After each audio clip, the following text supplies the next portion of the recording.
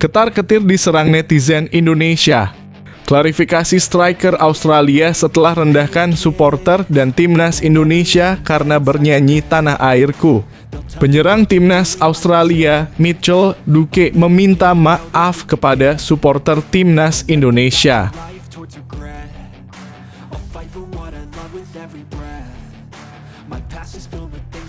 Belajar dari Jepang, timnas Indonesia wajib waspadai trik nakal dan tengilnya supporter Bahrain.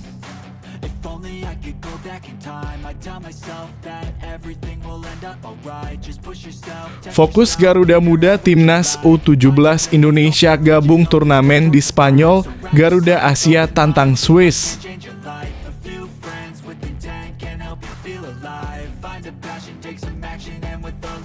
Punya target masuk 100 besar FIFA. Pemain timnas Mark Klok kirim saran untuk timnas Indonesia.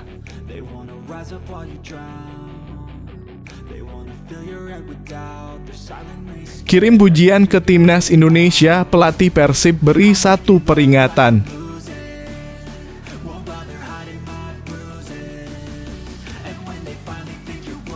Cina kerjain timnas Indonesia, Justin Hubner tidak peduli, sebagai pemain profesional tidak boleh mengeluh.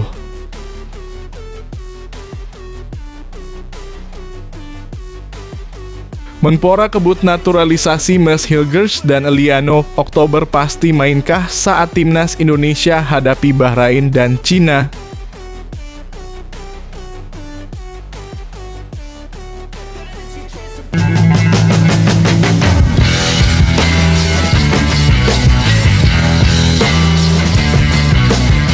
Sebelum kita lanjut ke berita terlengkapnya, alangkah mulianya bagi kalian untuk tekan tombol like, dan yang belum subscribe, tolong subscribe channel ini.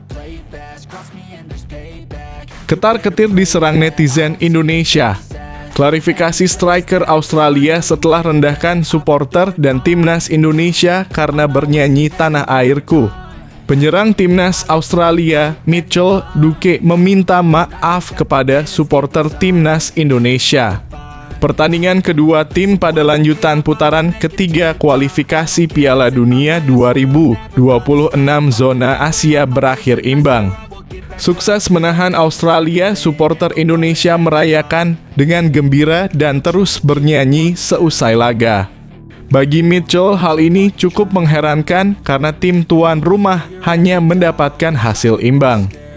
Tentu bagi Indonesia ini adalah prestasi karena posisi kedua tim di ranking FIFA cukup jauh.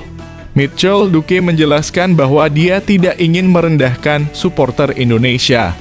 Dia menyadari bahwa komentarnya seusai pertandingan cukup berlebihan. Hal tersebut tidak dibenarkan dan hanya muncul karena emosi semata. Hanya ingin meminta maaf tentang komentar saya setelah pertandingan. Saya tidak bermaksud untuk tidak menghormati orang-orang Indonesia, tulis Mitchell Duque di laman Instagram pribadinya, Kamis (12/9). Pemain Machida Zelvia ini menambahkan bahwa komentar tersebut muncul karena rasa frustasi. Meski bermain menyerang sejak awal, Socheroos tetap gagal meraih kemenangan. Hasil ini semakin memperburuk rekor mereka setelah sebelumnya tumbang dari Bahrain. Frustrasi dengan hasilnya (imbang melawan Indonesia). Saya juga tidak mengerti apa yang Anda lakukan setelah pertandingan menang, kalah atau seri. Jadi saya mohon maaf jika ada yang tersinggung, tidak ada yang lain selain rasa hormat, tukasnya.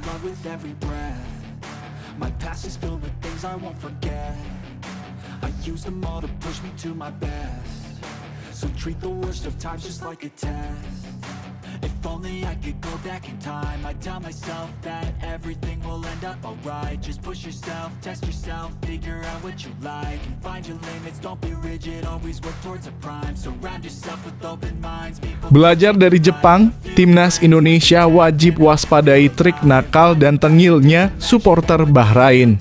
Timnas Indonesia akan bertandang ke markas Bahrain pada 10 Oktober.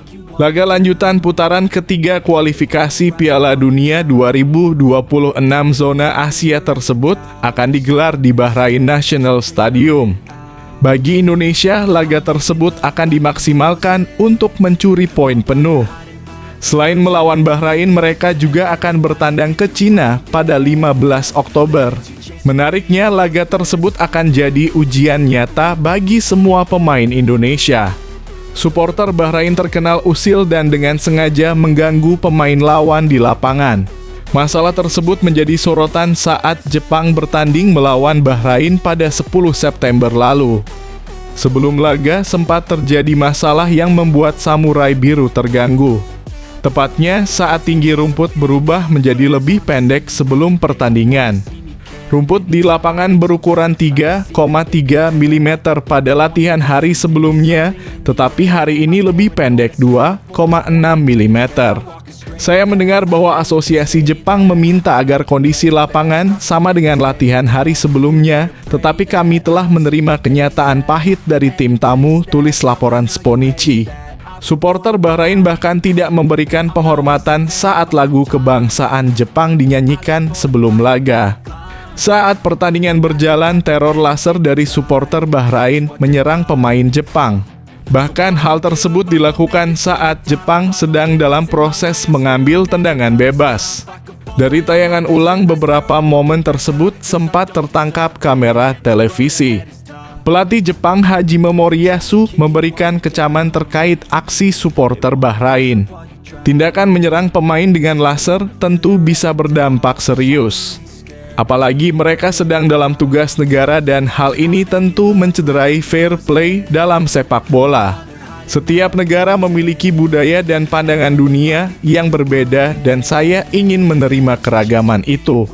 Namun saya ingin melihat diakhirinya cemoohan yang terjadi selama lagu kebangsaan pada pertandingan hari ini. Upaya untuk menghalangi para pemain saya yang dapat menyebabkan cedera fisik pada mereka, tegas Hajime Moriyasu.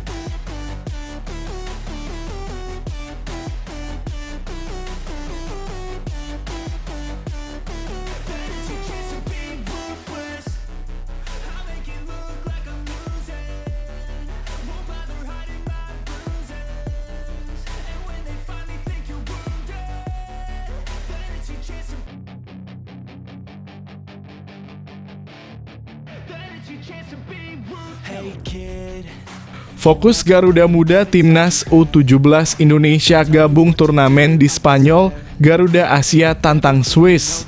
Timnas U17 Indonesia akan berkompetisi di ajang Pinatar U16 Super Cup 2024.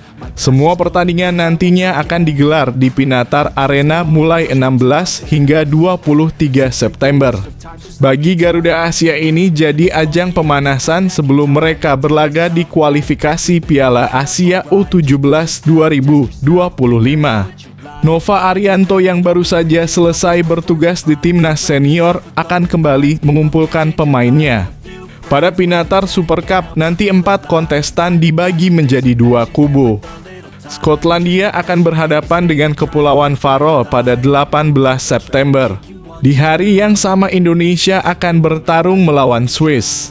Pinatar Arena telah mengumumkan 4 tim U16 yang akan ambil bagian dalam edisi baru Pinatar Super Cup yang akan diselenggarakan pada 16 hingga 23 September. Swiss dan Indonesia di satu sisi serta Skotlandia dan Kepulauan Faroe di sisi lain. Mereka akan memperebutkan satu tempat di final pada 21 September, tulis rilis di laman Pinatar Arena. Selanjutnya pertandingan final akan dilaksanakan pada 21 September. Sebelumnya Shin Tae-yong sempat memimpin timnas U20 Indonesia di ajang ini. Seluruh pertandingan akan dimainkan di lapangan utama Pinatar Arena dan tidak dipungut biaya. Pertandingan Indonesia yang kembali ke San Pedro del Pinatar setelah tim U20 tinggal di sana pada November 2024 juga akan disiarkan secara langsung di negara Asia lanjutnya.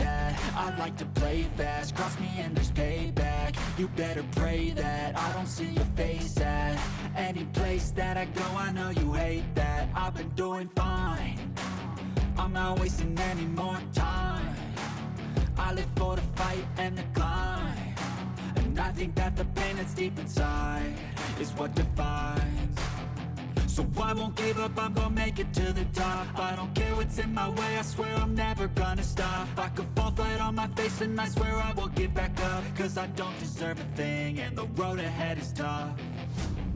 Punya target masuk 100 besar FIFA, pemain timnas Mark Klok kirim saran untuk timnas Indonesia.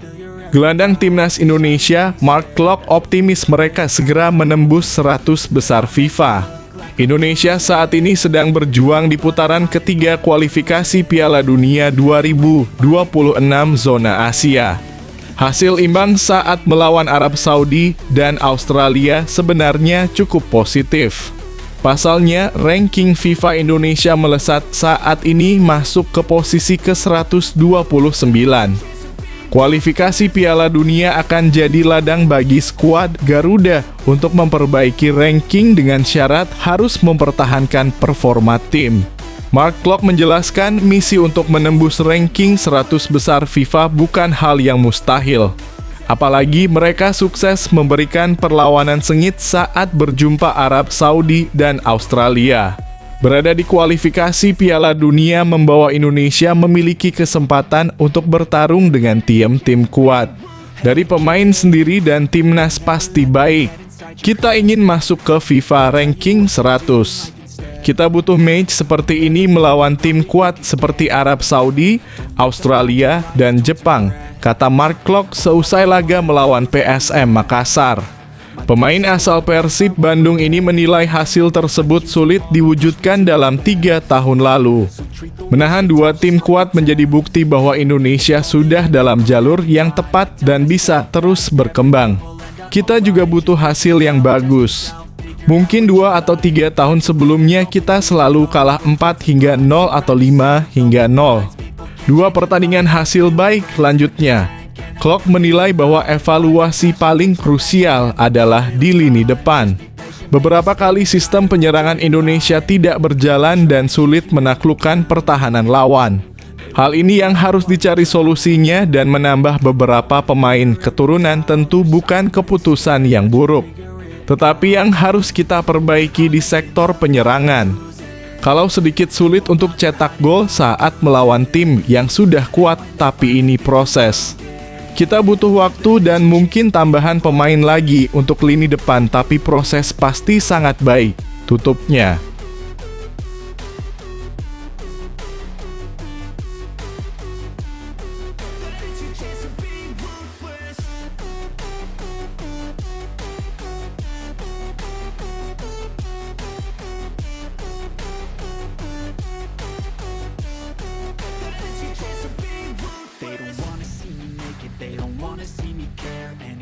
Make some progress, I can see that they compare. I think everyone's against me, maybe something in the air. Am I paranoid? I swear a void is forming and they're scared I walk a straight. Kirim pujian ke timnas Indonesia, pelatih Persib beri 1 peringatan. Pelatih Persib Bandung, Bojan Hodak, mengirim pujian kepada kemajuan timnas Indonesia. Skuad Garuda tampil apik di putaran ketiga kualifikasi Piala Dunia 2026 zona Asia. Menjadi kuda hitam di turnamen, mereka sukses menahan imbang Arab Saudi dalam kurung 1-1 dan Australia dalam kurung 0-0. Pasukan Sintayong selanjutnya akan bertandang ke markas Bahrain dalam kurung 10/11 dan Cina dalam kurung 15/9. Tentunya butuh kerja keras yang lebih untuk mengamankan poin, bahkan membawa pulang kemenangan dari 2 laga tersebut. Bojan Hodak menjelaskan timnas Indonesia saat ini ada di era baru. Mereka jadi salah satu tim yang cukup kompetitif di kawasan Asia. 2 laga sebelumnya jadi bukti bahwa skuad Garuda sudah berada di jalur yang tepat. Anda tahu apa yang fantastis adalah tim menjadi kompetitif di Asia. Jadi permainan tim melawan Saudi bisa bertarung, Australia bisa bertarung, kata Bojan Hodak. Pelatih berpaspor Kroasia ini mengakui bahwa hadirnya pemain keturunan ikut memberikan dampak signifikan. Menurutnya, secara bertahan mereka mampu membawa skuad Garuda naik kelas. Dengan pengalaman dan didikan sepak bola Eropa diharapkan ada sharing ilmu yang bisa diberikan. Anda tahu yang 10 tahun yang lalu tidak mungkin. Jadi yang pasti apa yang mereka lakukan adalah memberikan paspor kepada orang-orang yang memiliki darah Indonesia adalah hal yang baik lanjutnya. Bojan berharap bahwa pembinaan pemain usia muda harus menjadi fokus utama PSSI. Saat ini timnas Indonesia memang dalam momentum yang tepat dan grafiknya terus naik. Tentunya diperlukan generasi penerus agar mereka bisa tetap konsisten menjadi lebih baik di masa depan. Tetapi mereka tidak bisa melupakan pengembangan pemain muda karena mereka 10 tahun lagi akan pergi.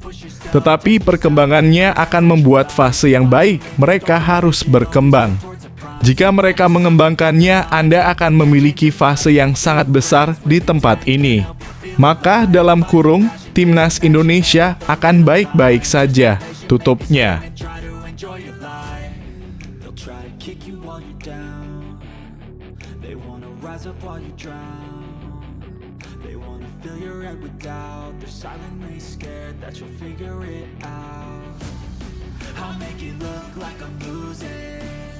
Won't bother hiding my bruises. And when they finally think you're wounded, then it's your chance to be ruthless.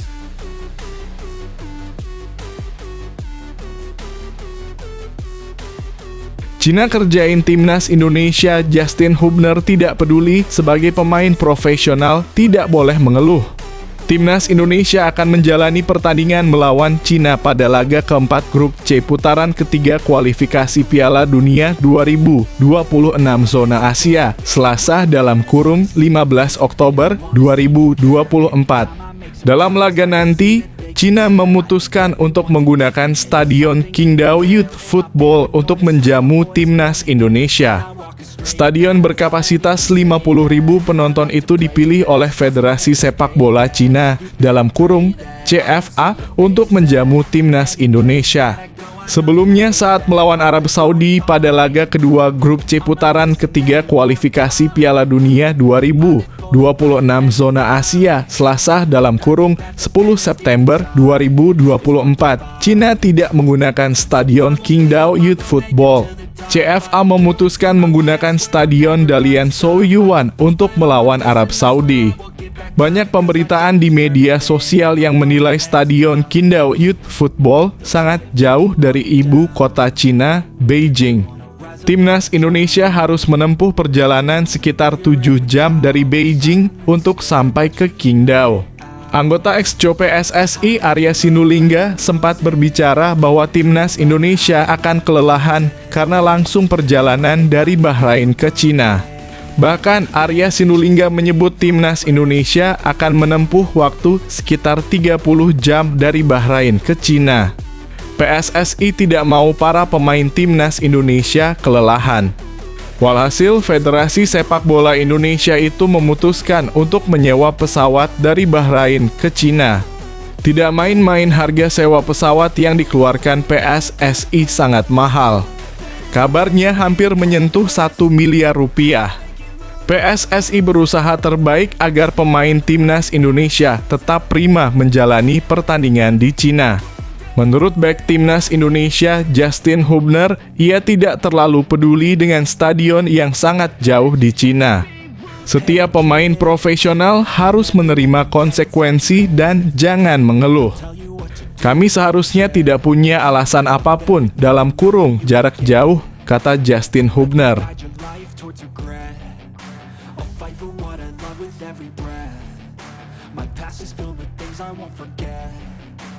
Use them all to push me to my best. So treat the worst of times just like a test.